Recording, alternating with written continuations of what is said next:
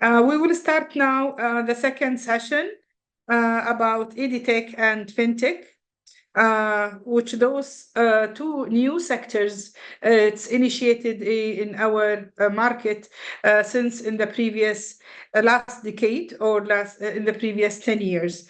I see with us Professor Zahra Rwahia and Dr. Zahra, one from our strategic partner since 2020. She is a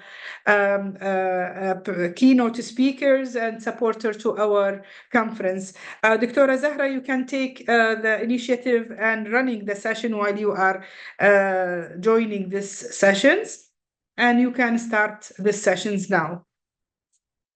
Assalamu alaikum wa rahmatullahi wa barakatuh. Good afternoon, everyone, and good morning for the others. I hope all of you are doing well. I'm not sure who's with us now, Dr. Hanadi. Initially, I would like to thank Dr. Hanadi for all initiatives and for making this conference, the virtual conference, a success. It's a great effort. They are doing a great job. I mean, together all the people from different countries to talk about innovation, entrepreneurship, and artificial intelligence. Especially this year, it is the year of artificial intelligence, and a major trend really related to AI, and it is moving these days.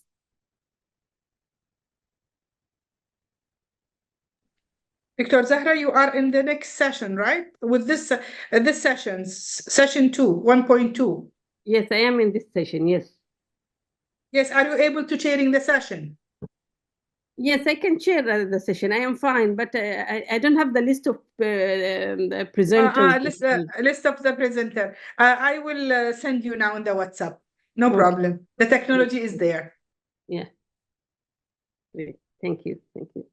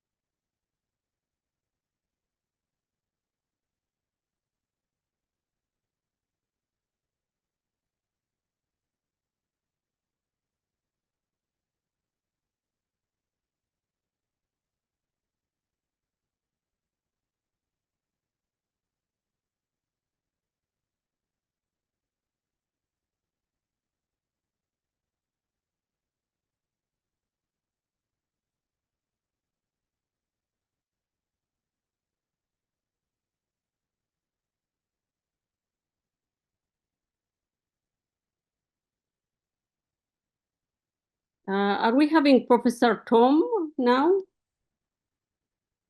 Tom Neil?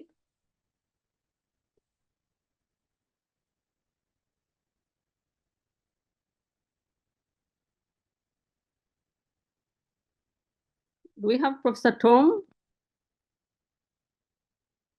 Professor Tom is presenting yesterday. He is unable to joining. Okay. I send you the you will be one of them, the presenter, and also Dr. Omar Farouk. It's there. Farouk. Yes. Yes, and I think Dr. Hassan, you are the chairing session, but now Dr. Zahra is there. She will take the chairing the session, and you will do a little of presentations with them, okay? Because Tom is not there. Okay. So, is it? Good afternoon. Yes, let me prepare something. Thank you. Okay. So, Dr. Omar Farouk with us? Sure. Good morning and good afternoon in all the global time regions. Oh, great. It's so nice to see you here. Yeah. Thank you very much, Dr. Zahra. Thank you. Yeah, we're looking forward to hear from you. Likewise. Yeah, you can share your slides. Okay.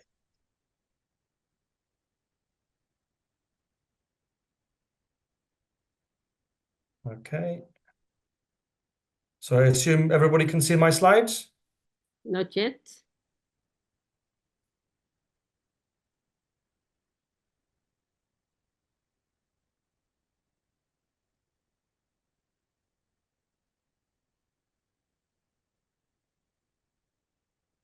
Okay. Yes, it's very clear. Very good. Excellent. So again, thank you very much. My name is Dr. Umer Farouk. I am the country representative for the Institution of Civil Engineers here in Kuwait. The institution is over 200 years old with 96,000 members. And we are proud co-organizers of this wonderful event organized by my dear colleague, Dr. Hanadi, whom I think thanks is not enough. She's a wonderful entrepreneur and is doing an excellent job for the state of Kuwait and globally. And it's again an honor to be part of this wonderful conference. Today, I'll be talking about the impact of AI and construction on future cities in Kuwait.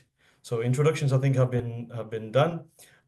These are a list of my credentials. My academic qualifications are affiliated with the University of Manchester, and I have professional qualifications with the Institution of Civil Engineers, the Institution of Leadership, and the Chartered Management Institute, as well as the PMI and the Chartered Institution of Arbitrators.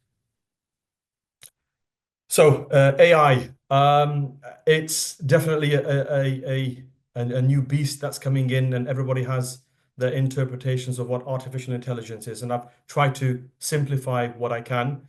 It is simulating human intelligence. It's going to be absorbing lots of data sets, and with this absorption, there's going to be a lot of analysis, correlation, and of course, learning. And in that, we are looking at what future predictions will be made with artificial intelligence. There is what we call a digital twin paradigm, which I'm bringing into because we're into construction.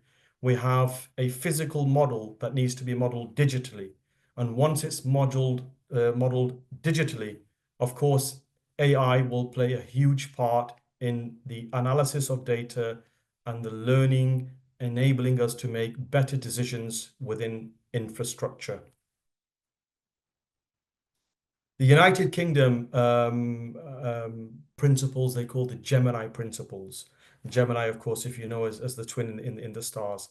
And this perspective is to see what the benefits are in turning the infrastructure that we have digitally, what benefits they are to the society, what they are in terms of security, and the function that it serves. And this is an ongoing process. And when these are all digitally modeled, it will be interesting to see how AI impacts our infrastructure. Of course, we have the United Nations Sustainability Development Goals, of which you can see that infrastructure is a key element. So UN SDGs 6, 9, 11, and 12 are key. Through real-time monitoring, predictive analysis, the digital twins that we develop for our smart and sustainable cities and our communities, AI will play a huge role in this. So let's just talk about what is construction technology. These are the tools that we in construction utilize to make our job more efficient, more safer in terms of planning, designing, and building. How does this fit into the vision of Kuwait? Kuwait now has this vision of 2035. So you can see a very simplified roadmap, and infrastructure is key. So there are now, of course, as part of the Kuwait National Development Plan, how AI will cater for this. And developed infrastructure is one of the key pillars. So it's very good news to know that Kuwait is embracing AI, and the pace at which AI is working, of course, unfortunately, is far faster than at the pace which construction is changing. And that's one of the challenges which I'll come to into my presentation. Already, Kuwait has 2 smart cities, one which is in Abdali Economic Zone. We are looking at how to manage the waste more efficiently, smart lighting, more green spaces, and of course, more efficient cooling systems. So it'll be very interesting to see how AI features in such projects. The second project I refer to is in South Saad Al Abdullah, which again should be a major leap for Kuwait for the future. And I do believe that in the pipeline, there are 6 other major smart cities that Kuwait has to develop. One of the major issues in construction is the effective planning and the effective execution of projects. Projects are delayed, there is no doubt. And this is just some of the figures that we have just in Kuwait. Some of the projects, major projects in the year of 2015, 2020, only 20 projects were really completed on time. So this is our next step. How will AI enhance this planning? When AI will be able to analyze drawings across multidisciplines, virtual reality will play a huge role in enabling managers, architects, clients to make decisions beforehand, analyzing risks, and of course, what I mentioned, predicting the capabilities to see if materials, weathers, labor availability, all of this is in place and will of course enhance the planning and execution of construction projects. Already we are now seeing autonomous construction vehicles. So this is just one example to see 300-ton vehicles are driverless.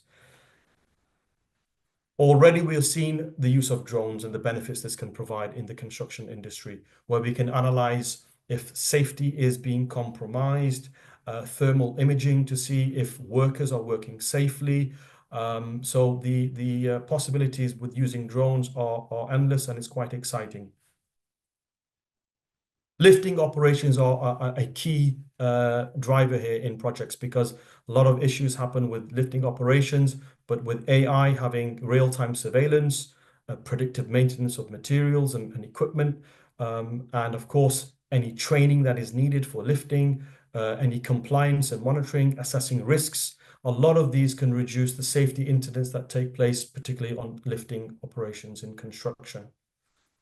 Of course, I talked about the UN SDGs, so sustainability is key. So we're looking at how we can make efficiently more our lighting, our heating and cooling systems, reducing delays, using the most efficient way to use our materials, reducing energy, and of course, continually analyzing the data in infrastructure once buildings are built to see if HVAC systems and lighting and so on are being used more efficiently, and to enable us to make decisions to make improvements.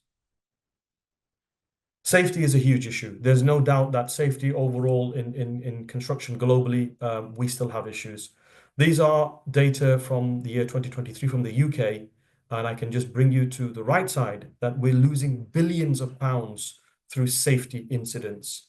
So AI definitely can take a part, play a part in this to reduce this impact. These are the data just for Kuwait in construction. Unfortunately, the trend has increased where we have more and more safety incidents, and we are looking to reduce these with the help of AI. So how can AI help in safety? Again, as I mentioned, real-time safety monitoring, predictive analysis of safety, the maintenance of machinery, reporting, and prompt emergency responses.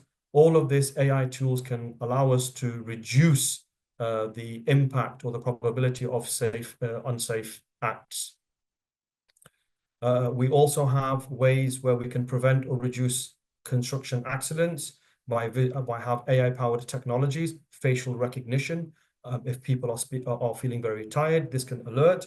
If there's any safety hazards in works that are being planned, for example, in confined spaces, the personnel can be assessed on whether or not incidents are likely to take place.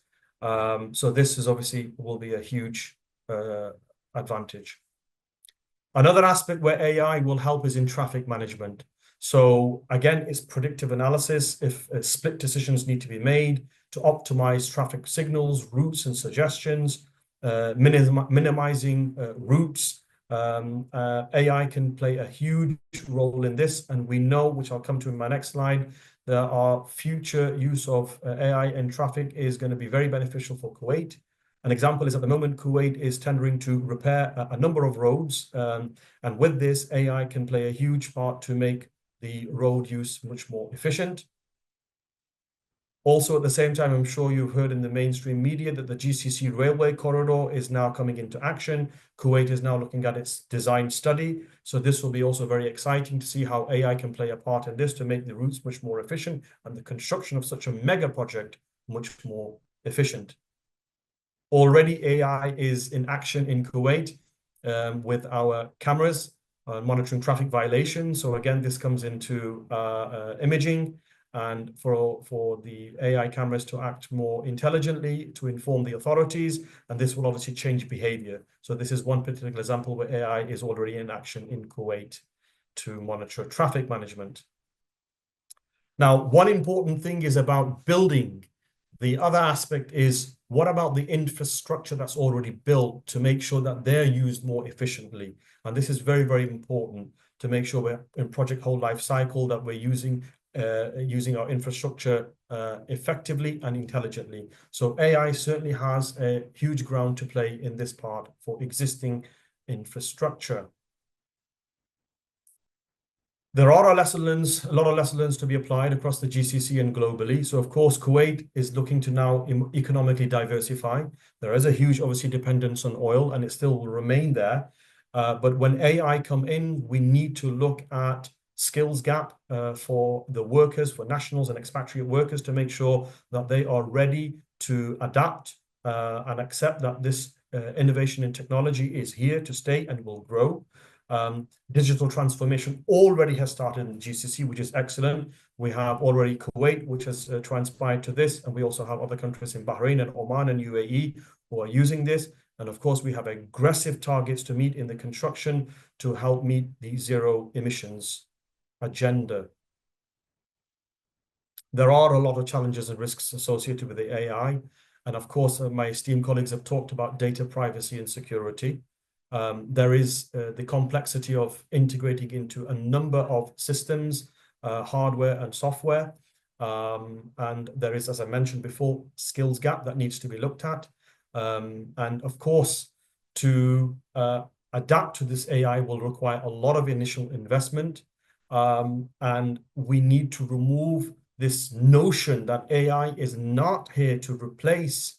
We need to reinvent ourselves into new roles, adapt new roles. What we need to look at is maybe if the lower skill jobs are replaced, how we can reinvent new roles. There needs to be a more transparency on AI, as I mentioned at the beginning of my presentation, that people need to understand that AI is to enhance our capability to make decisions. And of course, there are some dangers that there's an over-reliance on AI, so there's no loss of human influence, and this needs to be looked at in order to give society confidence. So in conclusion, Kuwait is definitely embracing AI. The future definitely is going to be more smarter, efficient, and safe and sustainable. And as I mentioned earlier, the construction industry is known to react slower, and we need to adapt more quickly at the pace of which AI is being developed. Definitely, the personnel need to be trained to adapt, and of course will require a lot of cross synergy needed from all stakeholders to adapt and embrace the way forward. These are my contact details if anybody needs to ask any further information, which I'll be more than happy to address. I'd like to thank you very much for your kind attention. And I don't know if we have time for any questions, but I'll be more than happy to answer any questions. Thank you very much. Thank you very much, Dr. Omar Farouk, for your excellent presentation. Actually, it is really excellent that you show us the best practices and the utilization of artificial intelligences, VR, in creating smart cities, the cities of the future. Yes. And the good thing that you mentioned number of projects that Kuwait are started with number of great initiatives. And also, I saw around the GCC country, I have been to the AI summit in Riyadh, and there is a huge amount of these type of initiatives. But it's really very nice to hear all around us in the GCC country, we are really utilizing this technology for the better for the humanity, to making Absolutely. Our life, especially that you consider, I mean, the safety, especially the safety, I mean, in the infrastructure and safety, this is one of the major things that people are so concerned about it, how to create a safety environment in the infrastructure industry. And you mentioned number of projects and as well a paper, I think it is published in one of the journal about safety and in infrastructure using AI. And That's as well, you mentioned about using drones. And finally, you mentioned about traffic management. These days, everywhere, I don't know, here in Oman, in the capital city, Muscat, we are living in a very huge traffic. I mean, we try to see our watch at what time we should go out and in because of the traffic. So traffic management, one of the really good case to be used.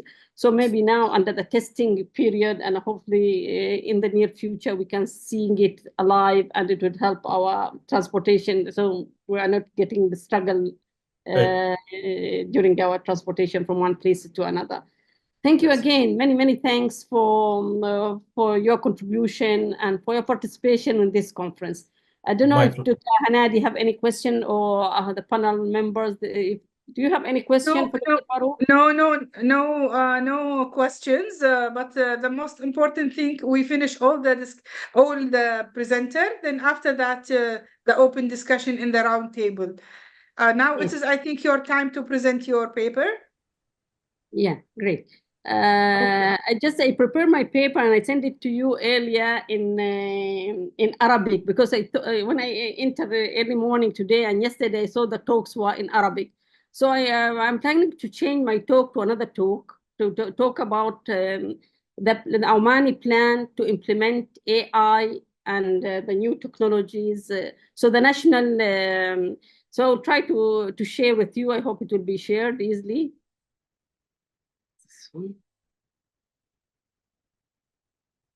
Is it clear?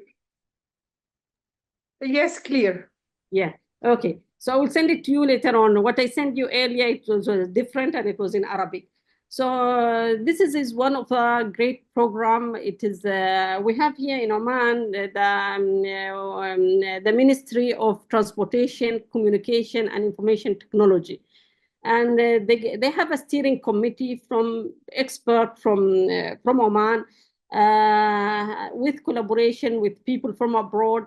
They help us to define a national program for artificial intelligence and advanced technology in Oman.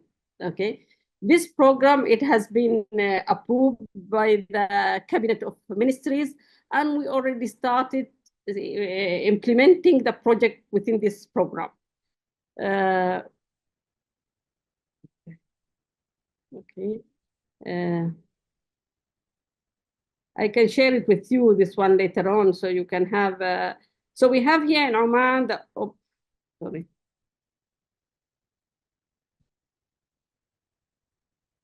This one, because it is PDF.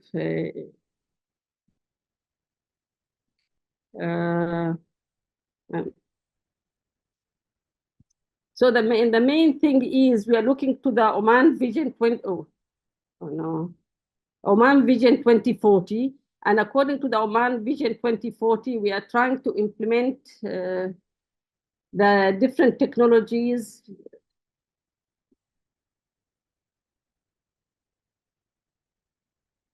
Okay, it is here. So we are looking to the Oman Vision 2040. And in Oman Vision 2040 is to have a thriving digital economy.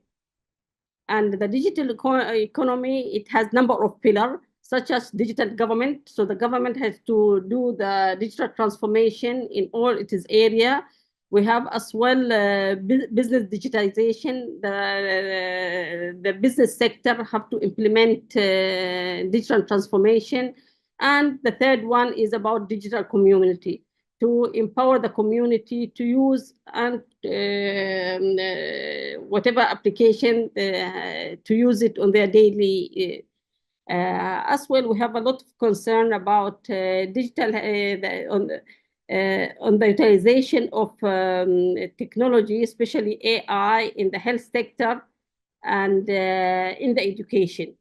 And the Ministry of Transport and Communication Information Technology, they are in charge. They have a KPI for each government entity, and they try to follow those KPI to see how the different organizations are reaching the different KPIs.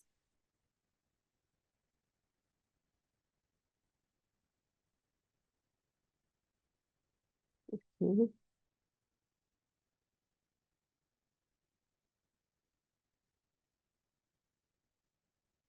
So the detail of the AI advanced technology is to empower individual. We have number of program. I'll just talk to.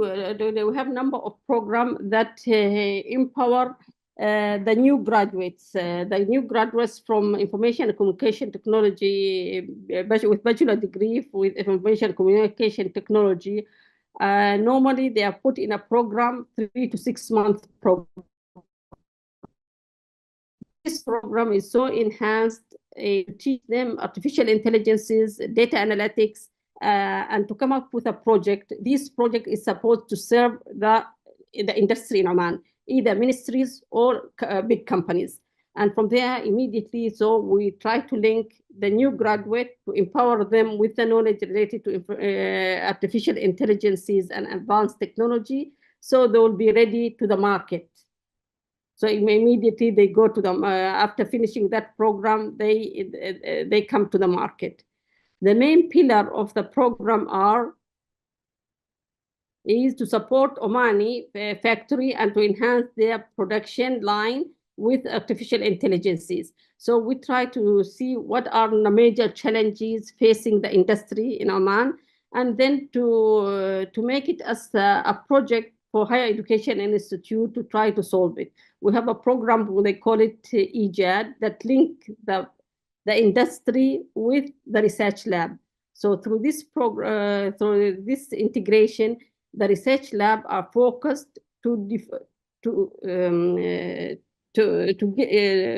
study their research and to come a solution for the industry.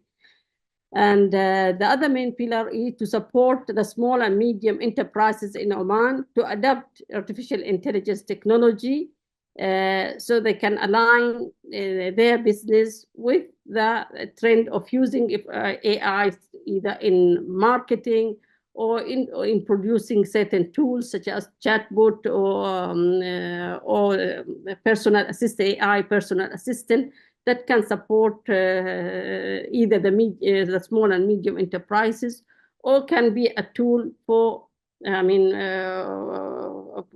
for different ministries. As well, the third pillar is to encourage the use of AI in government entities.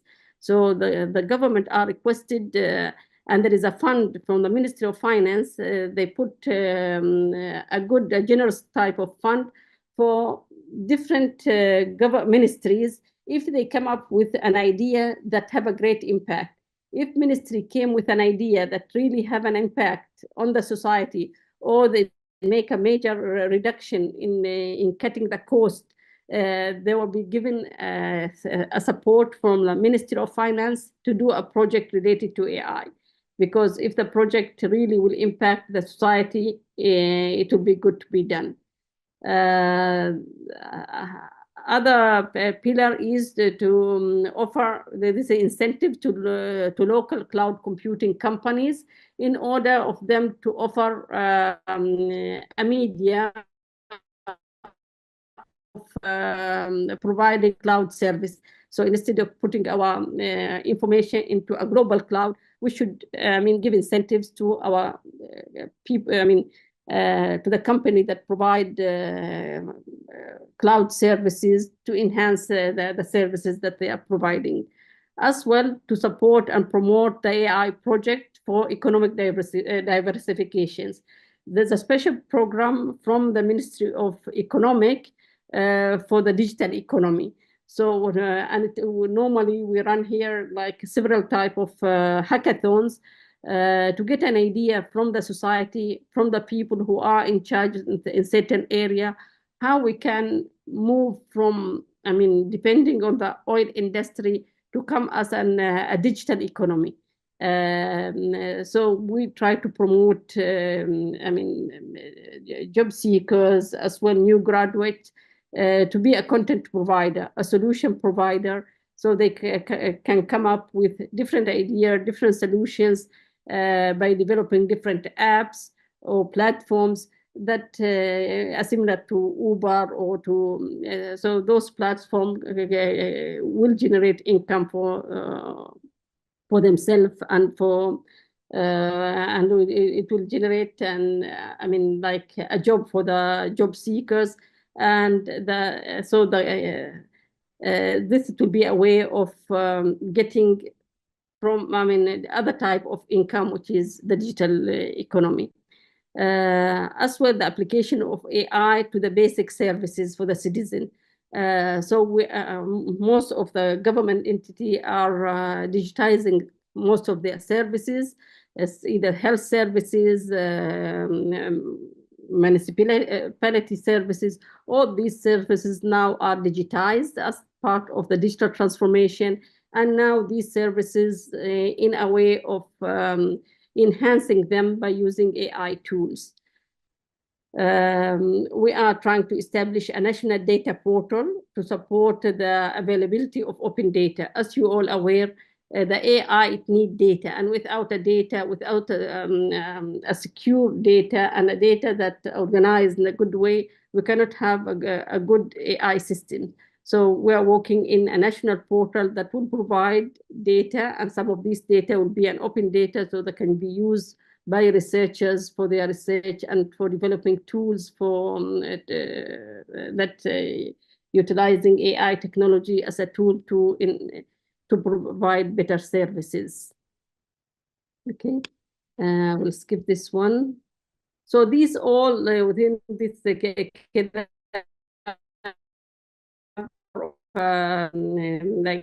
the third is about the governance and AI for human-centered vision.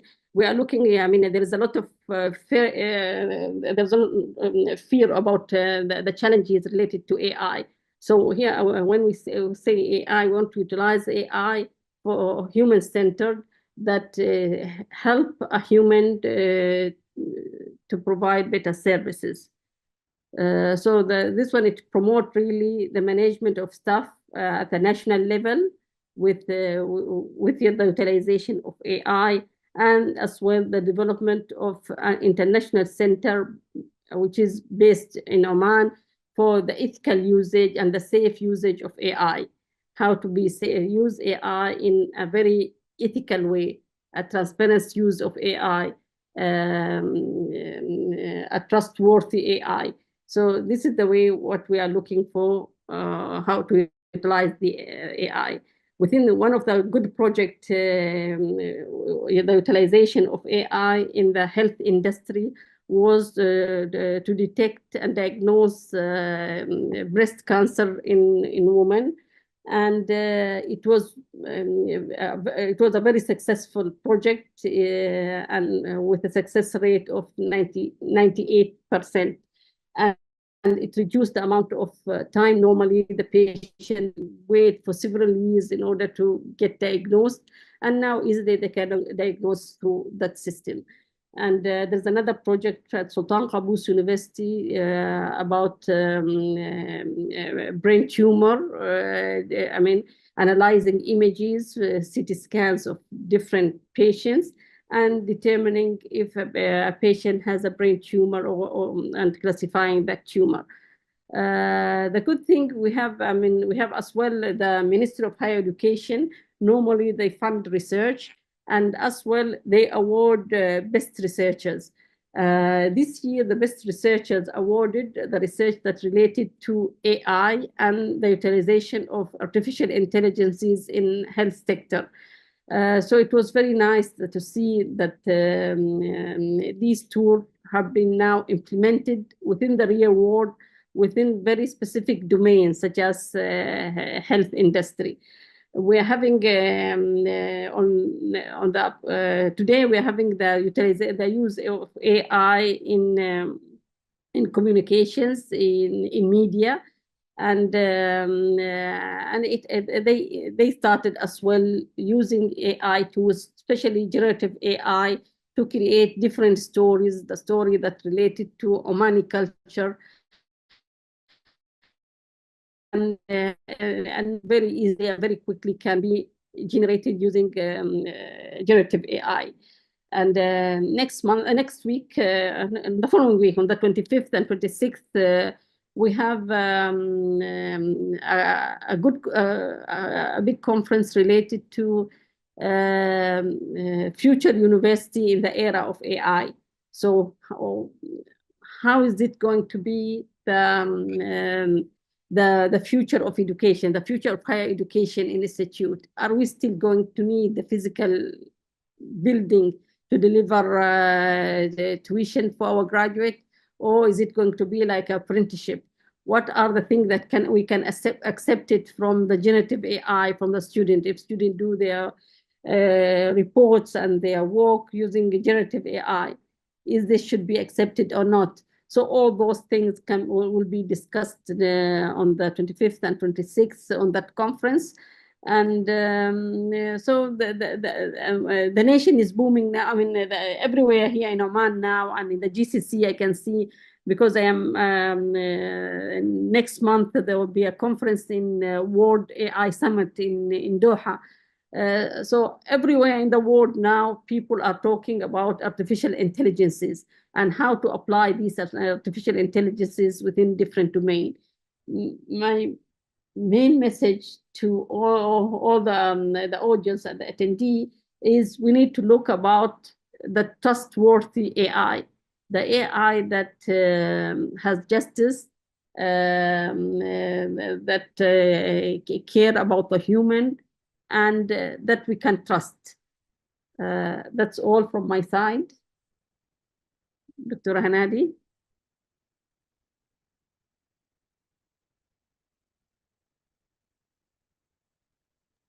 Okay, great, thanks. Professor Zahra, one of the leading consultants in the GCC and the AI. Everybody learning from you. Would you mind, please, Dr. Zahra, stop your share? Sure. Dr. Hassan?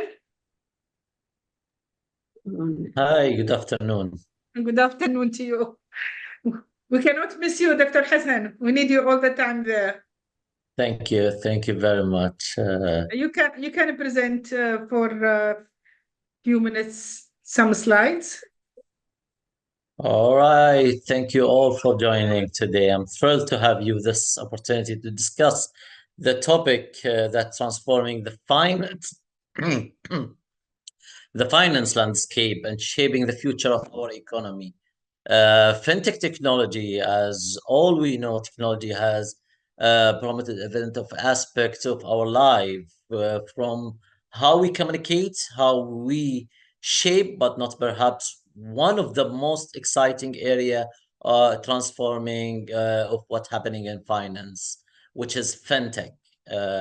Fintech definition is the financial technology revolution, the way we think about, manage, and access the financial services.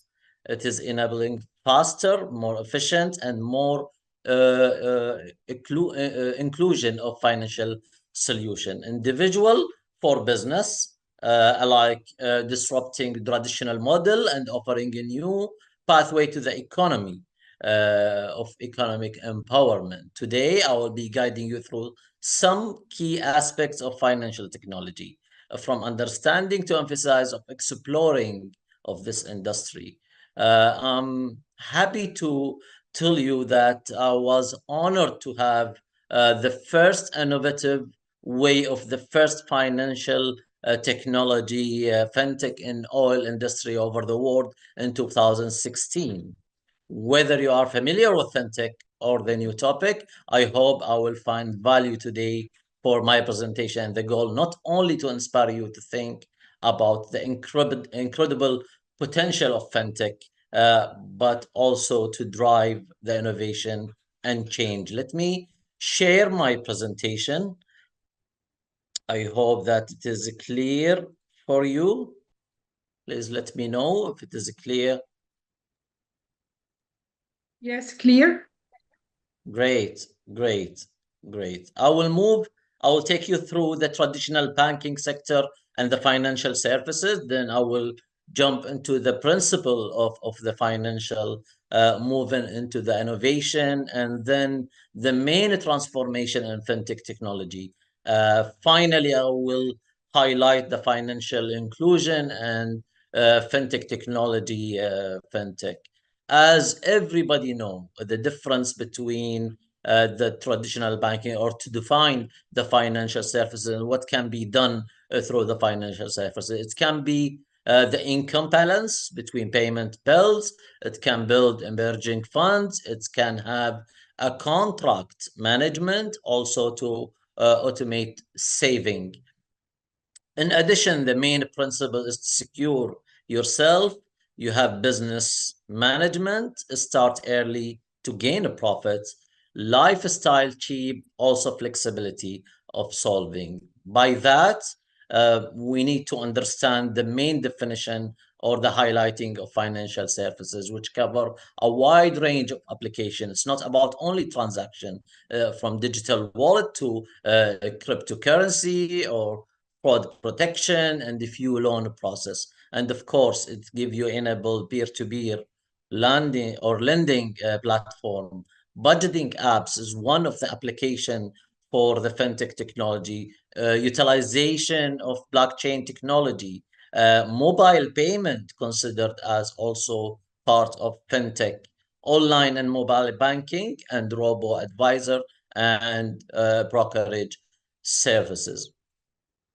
If I need to talk about the traditional bank, of course, everybody know about how the traditional banks work, which provide the personal loan, vehicle loan, home loan, business loan, gold loan, saving current account, fixed deposit, and customer care, in addition to the credit card, where also the challenge facing the traditional banking into the fintech is that the fintech startup and innovation are of the digitized service, compliance to regulation, which is a high topic in the traditional bank and the fintech challenge operation.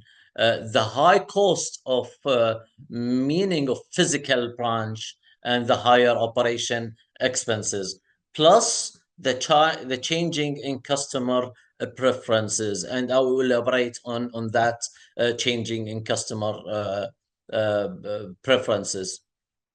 Everybody know that modern banks is not working like before because of the advance of the big data that they have about their customers and how they are targeting their customers. But they need to highlight the three main topics about the fraud prevention, security solution, and data privacy.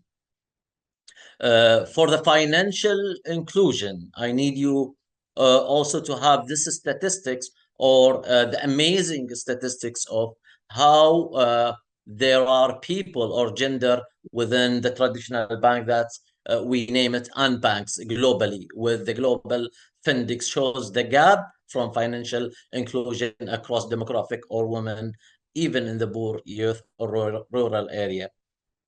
33% less likely to have an account, 40% less likely to have a saving or a saved formality. This is from age worldwide. Education, more than 2x as likely territory and the primary or less. About the income, more than the 2/3 as likely at the highest between 20% and the poorest between also 20%. Between men and women, the gender, they have an account of formal financial institution. Men 55%, women 45%, president about urban 35% in the urban area, where 22% in in the president area.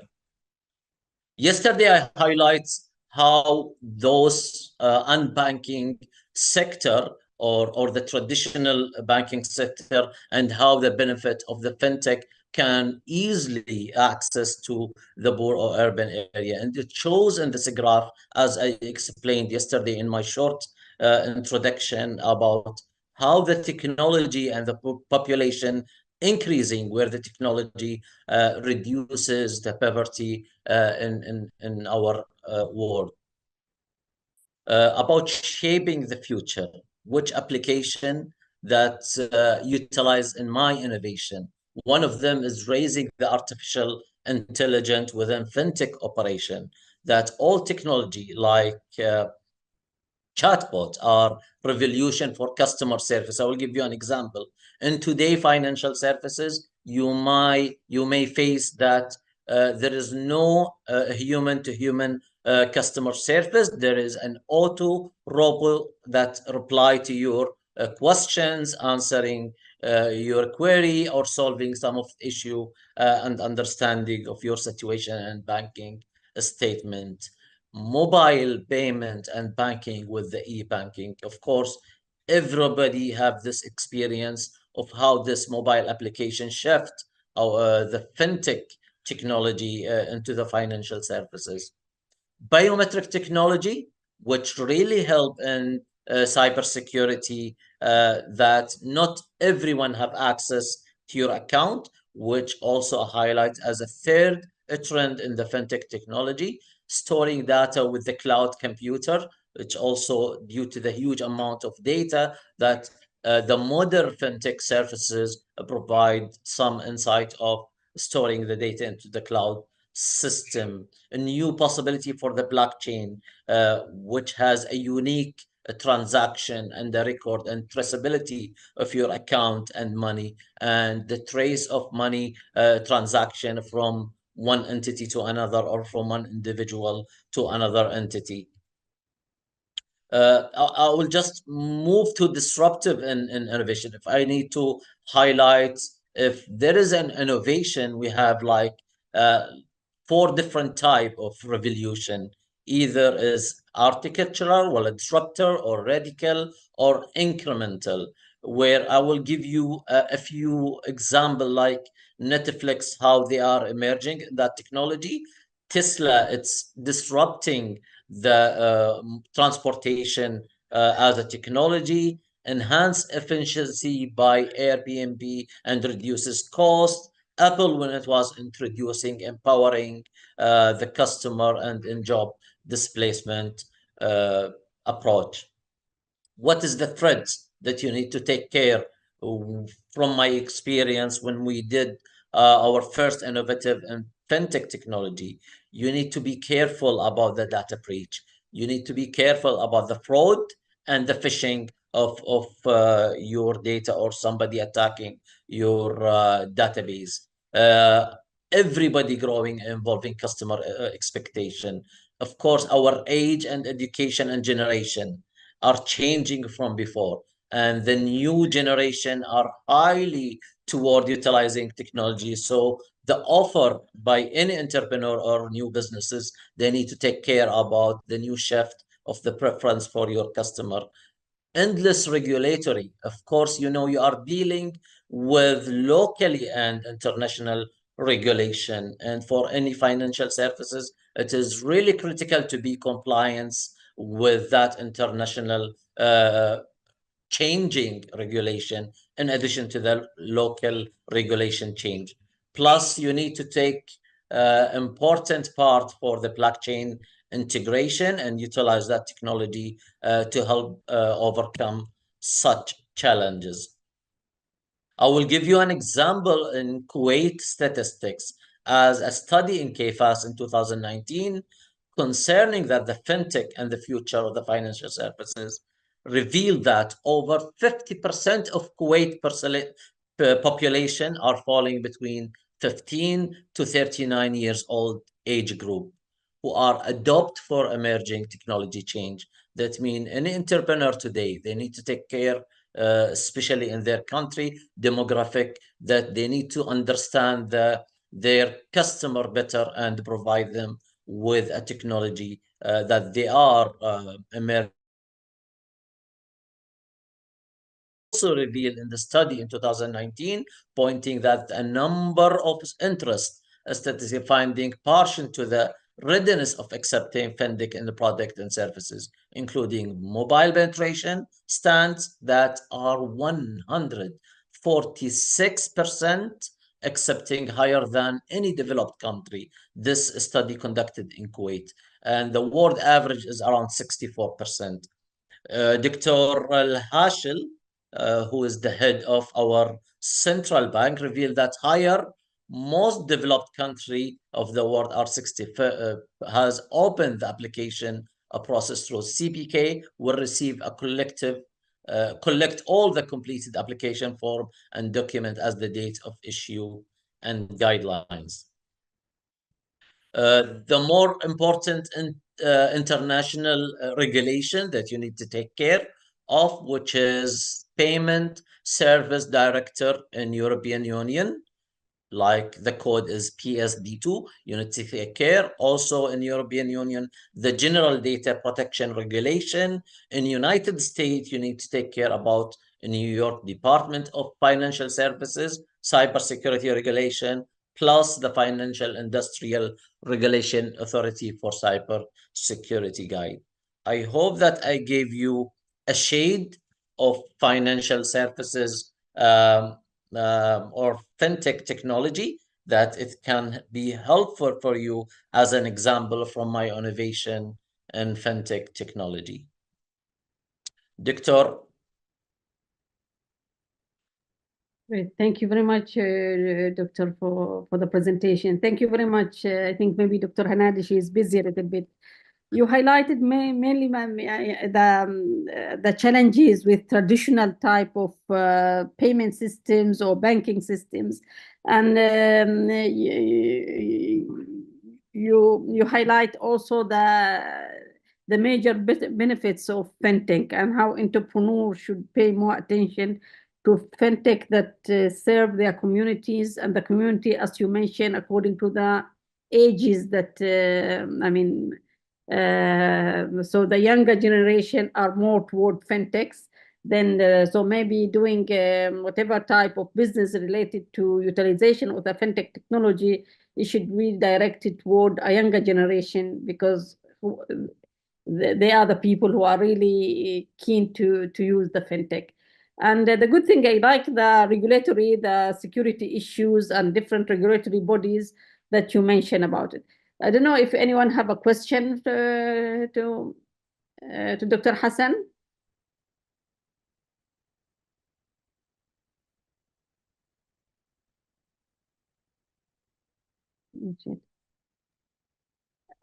Yes, Dr. Zahra. It's really important about taking care of the regulation locally and international. And of course, you need to understand your customer better. The new generation are highly adopted technology, and their preference are changing. So the modern, as an example, you can see that the traditional banking are shifting from their customer face-to-face services into the fintech technology, like auto robot application, mobile application, doing the loan and transaction online, utilization of blockchain, cryptocurrency. I know that it is a highly risk for investment, but for the new generation, it is a high trend with them. So any entrepreneur, it is a huge sector to invest in fintech services. Either you provide them with the media of transaction, or the media for cybersecurity, or a platform of communication between the traditional bank and customers.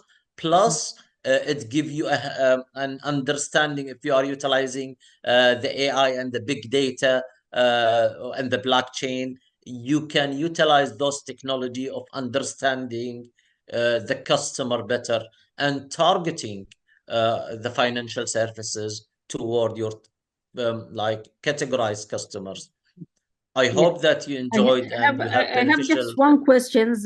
Now, with the emerging of AI, a lot of jobs going to be replaced with AI technologies. Within the banking sector, what are the jobs that going to be replaced with AI or AI agents, and what's your your messages to the people who are in this field, their yes, degree exactly. in the banking sector? Of course, but I know it is not reducing number of employment, but it is shifting the employment sector from one to another. For example, customer services in the modern banking and financial services are different today.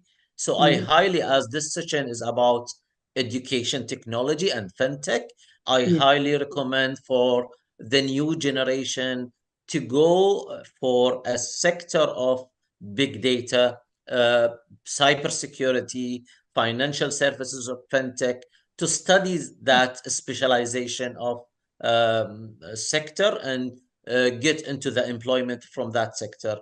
In addition, for entrepreneur, I believe it's a huge opportunity for them to open any technology for their business model and to provide services to their customer. And I believe they can gain a profitable business from doing financial services technology. This is my advice. I don't believe it is reducing number of employment, because customer services only are replaced with many different fields of specialization: cybersecurity, big data, intelligent services, clouding, storage, data, analysis tool, transactions, auto robotic. If you provide an application for a traditional bank that provide their customer with auto robots of replying and answering machine with a smart way of answering by interacting with their customer, they can gain more profitable business than before. It's easy for adapting, targeting better customers, and easy to find even a niche type of customer, but very profitable one. People are so worried about risky. They think whenever you talk about fintech and the bitcoins and these type of things, they say, yeah, you are, I mean, don't advise young generation on these areas because they are so risky. So I don't know what you would say to those people. I will give you an example of blockchain. Look to the financial services and banking. Blockchain technology give banking sector and the compliance of transaction tracing of all account and transaction with the record of database is better than the traditional way of transaction in traditional business. So I believe technology is not only about securing their businesses, it's about also give more reliable technology of providing a better compliance to regulation, international and locally. So I believe, I know that cybersecurity is a high trend, but even phishing or hacking your account can be happening with the traditional bank. But with the new technology, I believe it is much more advanced technology for protection than way ages of years ago. Oh, great to hear that. So we're moving toward more secure, more compliance type of environment with fintech and with blockchain and these type of technologies. So that's good. So there are further advantages of using these tools within the area of financial areas. Great. Thank you very much, Dr. Hassan Al-Bahrani. And I think we are done with this session. Maybe we'll move to the following session with Dr. Hanadi. Thank you very much for being with us. Welcome.